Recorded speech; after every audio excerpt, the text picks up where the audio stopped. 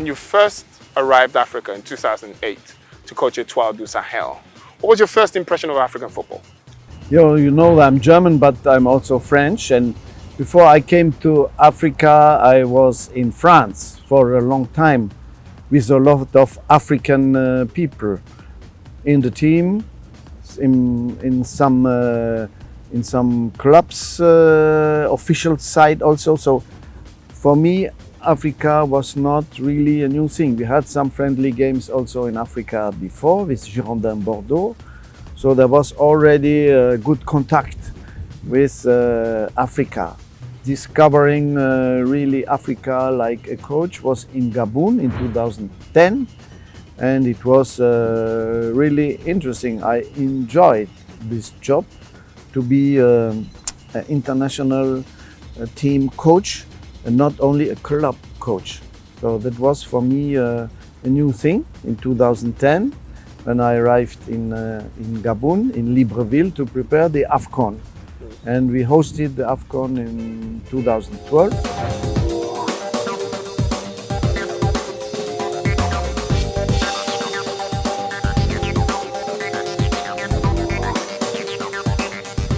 It was a wonderful start from my career in Africa. What would you say for you makes the average African player special?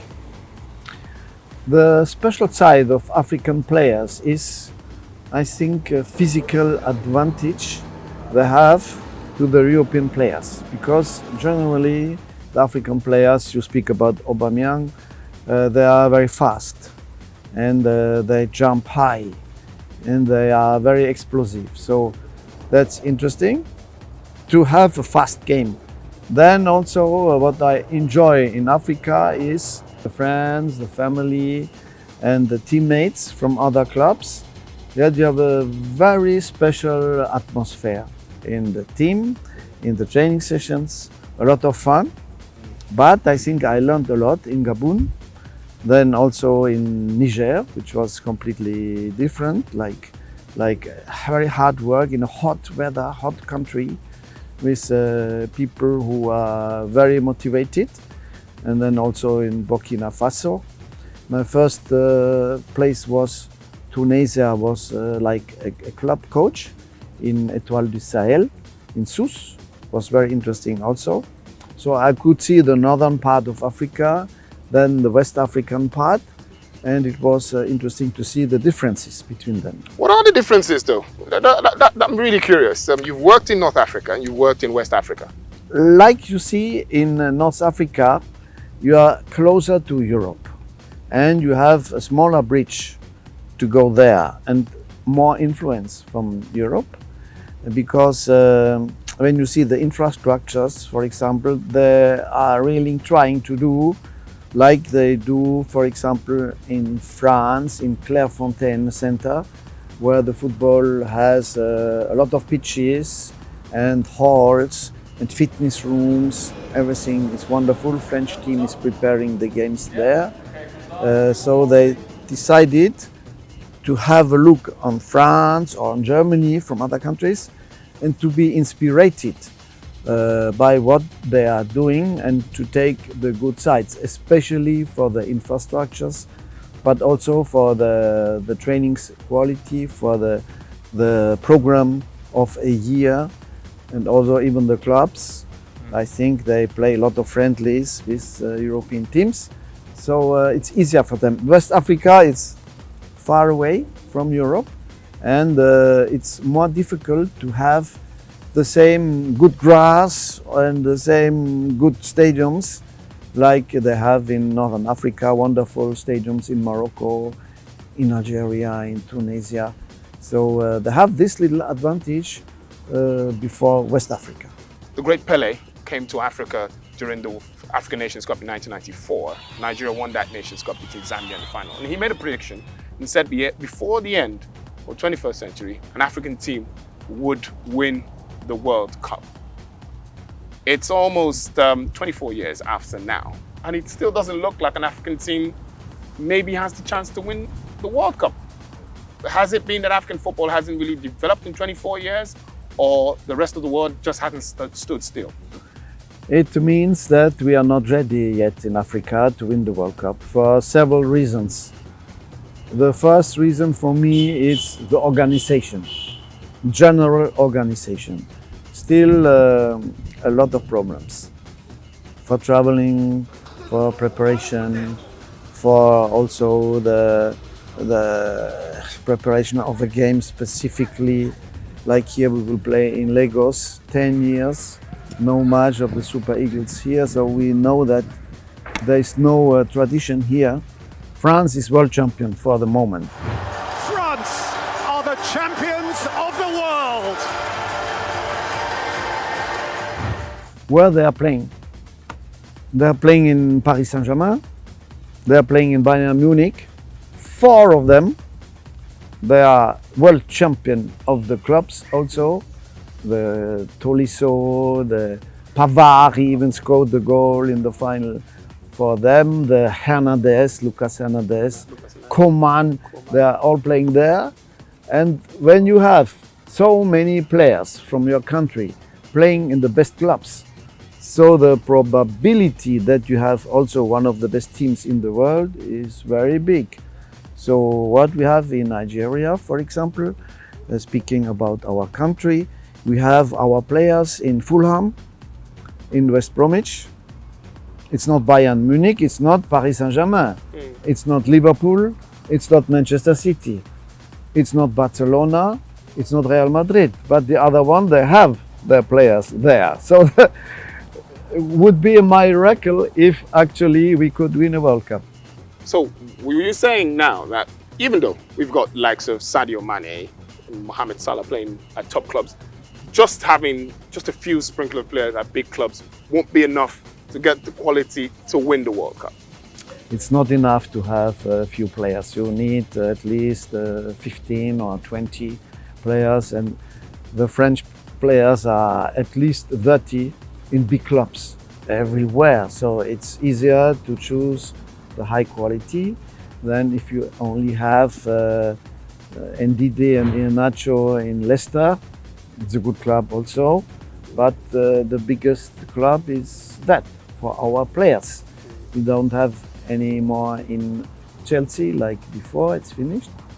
I think we have to wait for this moment to prepare our players that they can play in the biggest club, because the work is done all year long in the biggest clubs, not in the 2 weeks we have them together. When players spend the bulk of their time at their club side, and then you have to bring players who play different styles at different clubs, you have to bring them together, and especially when you coach teams like Nigeria, Cameroon, the Ivory Coast, fans generally in those countries think that you can put them all together and you must get them to play beautiful football.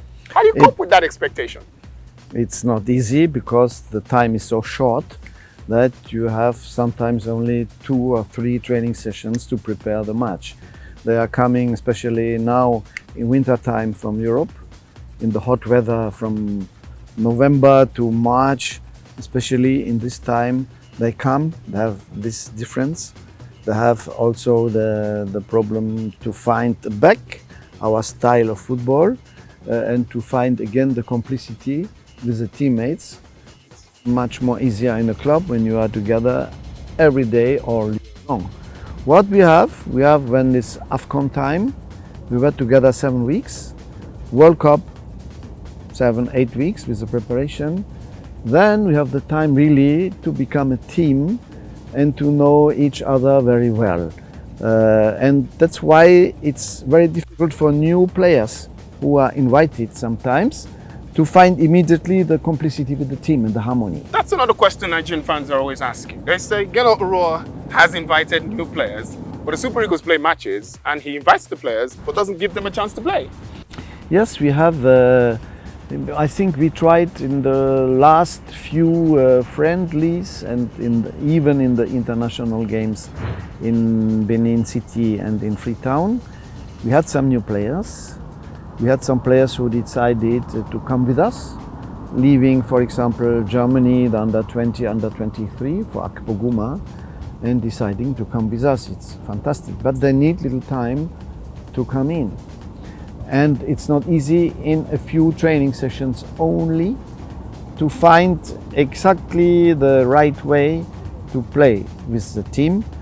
it's more easier for the other one who were with us in the World Cup and who played with us in the AFCON bronze medal game, for example. But we have to try to invite better players. Friendlies are good for that, to see them. That's what we did against Tunisia, Algeria. When they are friendlies, it's not for the result we are playing. We want to see new faces. We tried new goalkeepers. We tried new wingers. We tried a new defender and the midfielder, Onyeka from Midtjylland, Yakuba, the goalkeeper, Austrian goalkeeper. We saw a lot of players in the friendlies, but they are not enough. We only had 2 since 1 year. So when you have the games, when you have to do the result, it's not the best moment for the players and for the team to invite the new one. How do you cope with backlash from fans in Nigeria? Because when the team is winning, everything looks good. When the team starts to stutter and not win matches, how does Gernot Rohr react when you see some of the posts on social media about whether Gernot Rohr isn't doing enough, Gernot Rohr hasn't improved the team, or how do you cope with that? I don't go in the social medias already, and That's on purpose. critics are normal everywhere. We are used to it. You know, it's a few years already that I'm a coach. For the long time, I was 17 years long a player, professional player. I had a long career. I saw everything, I think, everything what you can imagine in my football life, like a coach, like a player, and so I'm not surprised. I want to protect my players, and it's even better that the coach is taking all the critics and I can protect the players. We didn't lose, we made draws. Okay, I'm responsible for the results, but please don't attack the players. The players are coming from Europe.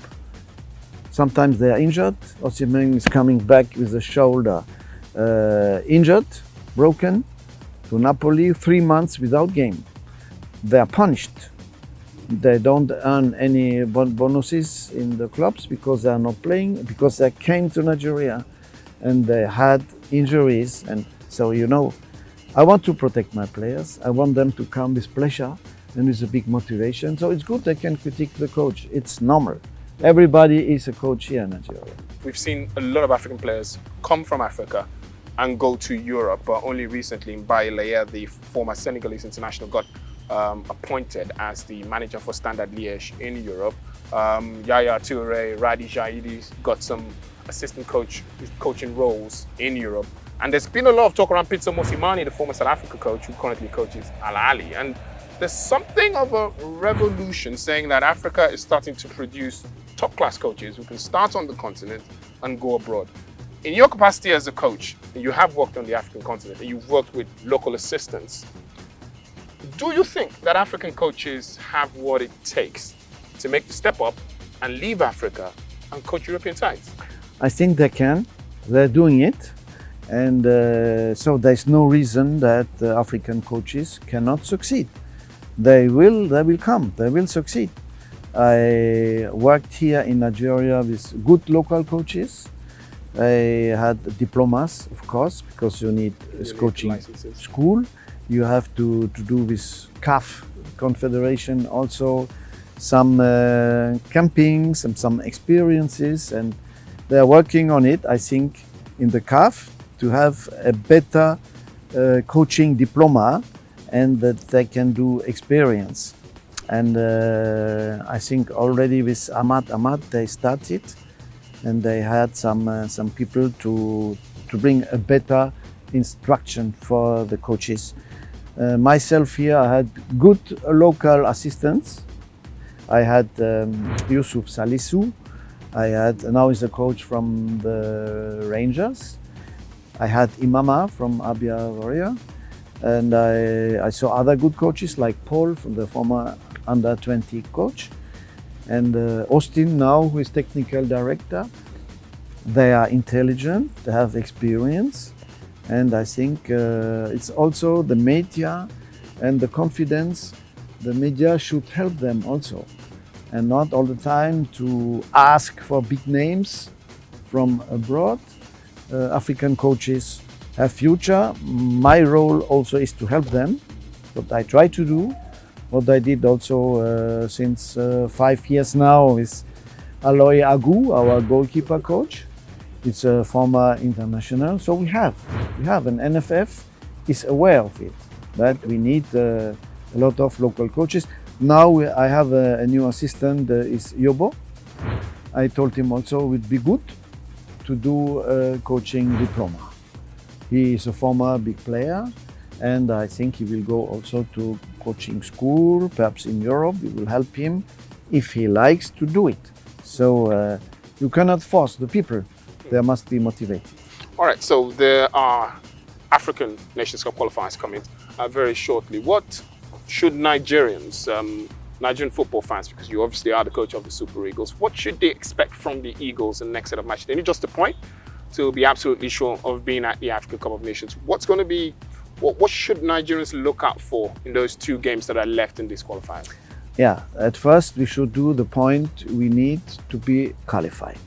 And but I believe we can do that. We have two games to spare, and I think it's really in our hands now to do that.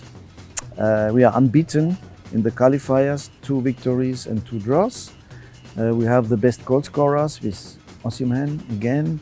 Last time we had Igalo, now we have Osimhen. I hope he will be back for our games in full fitness. And then we can hope to go to the next AFCON after the starting of the World Cup qualifiers, because we start with it in June already. June, September, October. And there will be a year of 2022 if we are qualified with the AFCON and the World Cup. Can you imagine how long and how many games we have to play? So, but this is fantastic, because sometimes we don't have so many games, like now in the winter time, nothing since November, and then the games will come. We have to be very fit, and I think we should do better than what we did in the past. We did in the past a bronze medal. It was a good result. Everybody was happy to finish and to be the number 2 in Africa, which was Tunisia, for the bronze medal. Now we have to go forward. If you don't progress, you regress. So we have to do better again. In terms of actual personnel, should we expect any changes, any surprise names in that Super Eagles team for those 2 games? There are all the time new players who try to show us the qualities. We have very good strikers now. When you have a look on this striker from Lorient, who scored the winning goal against Paris Saint-Germain, Mofi, who scored against the brace against Monaco, and he's a left foot. Could be interesting to see him when the moment is favorable. Then we have also the Avoni playing in Union Berlin, is a good one. Sadiq Umar playing in Spain, Almeria, the player of the month. We have Onuachu is scoring so many goals with his club, but have little problems when coming to Nigeria. We have a lot of strikers. Josh Maja also scored 2 goals for Fulham. Coming back, I saw him a lot in Bordeaux, you know, but he didn't play no more in Bordeaux. The new coach said it's not good enough. He's returning to England, scoring 2 goals. So we hope so that he can continue and save Fulham. We have 2 other players in Fulham. Thank you very much for talking to us, Thank Gernot you. Rohr, on Thank this you. News Central exclusive. Wish you the very best, and Nigeria the best as they attempt to qualify for the Africa Cup of Nations. Great to have you. Thank you. We try.